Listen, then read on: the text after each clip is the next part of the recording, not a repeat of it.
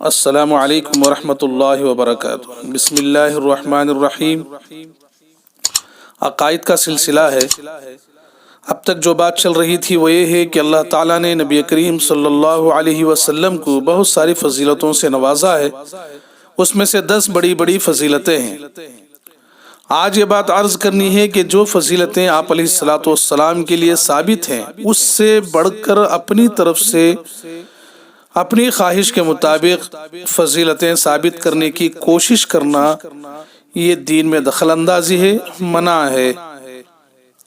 سورہ مائدہ کی آیت ہے، بسم اللہ الرحمن الرحیم، قل یا اہل الکتاب لا تغلوا فی دینکم غیر الحق، اے اہل کتاب اپنے دین میں ناحق غلو نہ کرو۔ تو اس میں کہا گیا ہے کہ اپنے دین میں غلو نہ کرو، ناحق یعنی جو ثابت نہیں ہے وہ چیزیں ثابت کرنے کی کوشش نہ کرو۔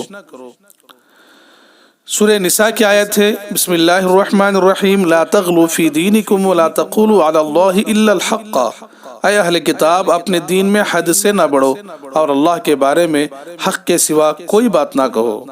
تو اس آیت میں بھی یہ بات ہے کہ اپنے دین میں حد سے نہ بڑھو، جو حد طے کی گئی ہے اسی حد میں رہو۔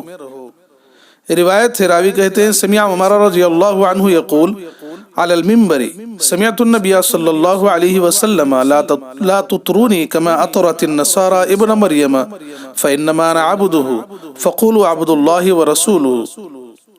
حضرت عمر رضی اللہ عنہ نے فرمایا کہ منبر پر حضور صلی اللہ علیہ وسلم کو کہتے سنا ہے کہ مجھے تعریف میں حد سے زیادہ نہ بڑھاؤ جیسے حضرت عیسیٰ ابن مریم علیہ السلام کو بڑھایا گیا۔ میں اللہ کا بندہ ہوں، اس لیے اللہ کا بندہ اور اس کا رسول کہا کرو۔ تو خدا علیہ السلام نے اپنے بارے میں فرمایا کہ جیسے عیسائی لوگ عیسیٰ علیہ السلام کو اتنا بڑھا دیے کہ بڑھاتے بڑھاتے اللہ تک پہنچا دیا انہوں نے، ایسا میرے بارے میں تم نہ کرو۔ یہ خود نبی کریم صلی اللہ علیہ وسلم فرما رہے ہیں، تو آپ کی اتباع میں ہی کامیابی ہے۔ اگرچہ ہمیں اور ہماری خواہش کچھ اور ہو، ہم کچھ اور ثابت کرنا چاہتے ہوں، لیکن خیریت اسی میں ہے کہ جو چیز نبی کریم صلی اللہ علیہ وسلم سے ثابت ہے بس اسی تک ہم محدود رہیں۔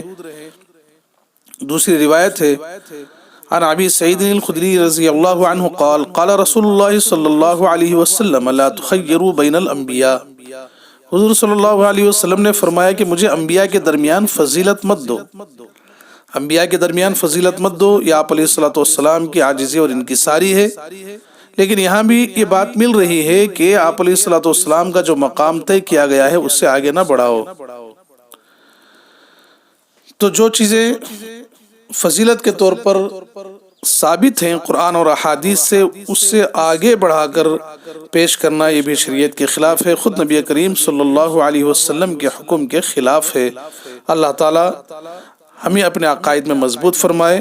وآخر دعوانا ان الحمد للہ رب العالمین۔